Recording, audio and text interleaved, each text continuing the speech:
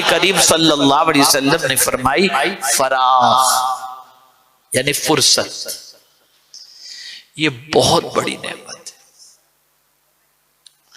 اگر کسی کے پاس ٹائم ہے نا تو اس سے بڑی نعمت اس کے پاس کیا ہوگی؟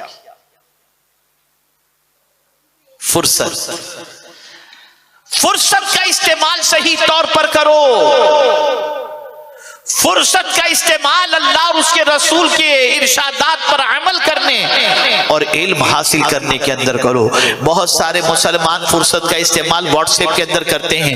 میں پورے چیلنج کے ساتھ کہتا ہوں جتنی دیر آج کا مسلمان واٹس ایپ میں گزارتا ہے اس کا 10% بھی وہ قرآن شریف کی تلاوت کرے تو ہر مہینے ایک قرآن ختم ہو جائے گا، لیکن نہیں، فرصت کا استعمال صحیح طور پر نہیں ہوتا۔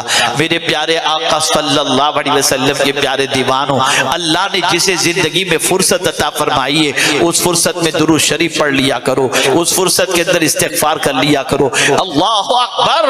ایک بزرگ پہلے روٹیاں کھایا کرتے تھے، بعد میں کچھ دنوں کے بعد انہوں نے روٹی کھانا چھوڑ دیا اور روٹی کی جگہ پر صرف سوپ وغیرہ پی لیتے تھے۔ ان سے پوچھا گیا کہ حضور روٹی کھانا آپ نے کیوں چھوڑ دی؟ کہا میں نے کیلکولیشن کیا تو روٹی چبانے میں جتنا وقت گزرتا ہے اتنے وقت کے اندر میں جو ہے اتنی مرتبہ سبحان اللہ پڑھ سکتا ہوں، تو میں نے سوچا پیٹ بھرنا ہی ہے، سوپ پی کر کے پیٹ بھر لوں تاکہ جو وقت بچے وہ اللہ کے ذکر کے اندر خرچ کر دوں۔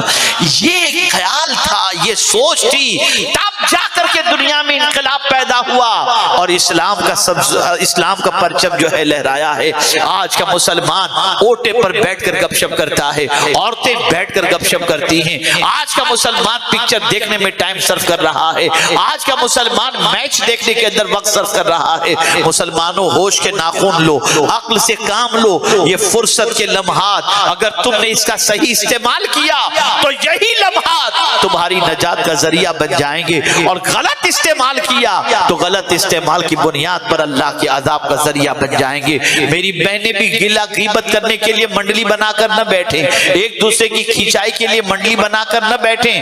اللہ نے وقت اگر آپ کو دیا ہے اس وقت کا صحیح استعمال کرو، اس وقت کو اللہ کی اطاعت میں گزارو۔ اللہ نے وقت دیا ہے، اللہ عز و جل کی فرما برداری میں گزارو۔ میرا ایک دوست ہے امریکہ میں رہتا ہے، میں کیا بتاؤں، میں جب بھی امریکہ جاتا ہوں اس کے یہاں جاتا ہوں اور اس کے ساتھ میں کچھ پروگرامز کے اندر وہ میرے ساتھ ہوتے ہیں، ان کی گاڑی میں سفر کرتا ہوں۔ اللہ اکبر، مجھے اس کی زندگی دیکھ کر بہت حیرت ہوئی۔ ہے تو کلین شیو، داڑھی اس کے چہرے پر نہیں ہے، لیکن میں نے اس کے جیسا نماز کا لالچی نہیں دیکھا، نماز کا لالچی نہیں دیکھا۔ جیسے مثال کے طور پر میں گھر میں ہوں کمرے کے اندر یا اسٹیج پر ہوں، چلیے تو وہاں تو پروگرام ایسے روڈ پر نہیں ہوتے، امریکہ کے اندر ہال کے اندر ہوتے ہیں یا مسجدوں میں ہوتے ہیں۔ ہال میں پروگرام ختم ہوا، لوگ مجھ سے مصافحہ کر رہے ہیں اور مصافحے کے بعد مجھے نکلنا ہے، تو وہ کیا کرے گا؟ لوگ مجھ سے مصافحہ کر رہے ہیں، اسے مجھے لے کر نکلنا ہے۔ لوگ مجھ سے مصافحہ کر رہے ہوں گے نا، وہ ہال کے کنارے جا کے نماز شروع کر دے گا، وہ نماز شروع کر دے گا۔ مسجد میں ہم پہنچ گئے یا ہال میں ہم پہنچ گئے اور پبلک نہیں آئی، جلسہ شروع نہیں ہوا، تو وہ آ کے بیٹھے گا، گپ شپ نہیں کرے گا، وہ نماز شروع کر دے گا۔ وہ چاہتا ہے کہ کسی بھی صورت میں میرا وقت ضائع نہ ہو، جتنی نماز جتنے سجدے میں کر سکتا ہوں میں کروں۔ لیکن آج کا مسلمان، پھر ہم کیوں شکوہ کرتے ہیں کہ مارے جا رہے ہیں، تباہ ہو رہے ہیں، برباد ہو رہے ہیں؟ کیوں شکوہ کر رہے ہیں؟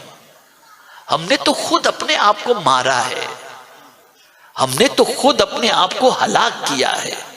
ہم بزرگوں کے طریقے بھول گئے، رسول اعظم کے طریقے بھول گئے، قرآن کی گائیڈ لائن بھول گئے، اللہ اور اس کے رسول کے ارشادات کو بھول گئے تو ہم ہلاک ہوئے۔ اگر ان چیزوں کو ہم فالو کرتے تو ہلاک نہ ہوتے۔ تو دو نعمتیں اللہ کی طرف سے انسان کے لیے بہت عظیم نعمتیں ہیں۔ پہلی چیز صحت، آپ تندرست ہو، جتنی عبادت کر سکتے ہو کر لو۔ نہیں معلوم کل کی تاریخ میں کون سی اللہ نہ کرے صد بار نہ کرے تکلیف آ جائے۔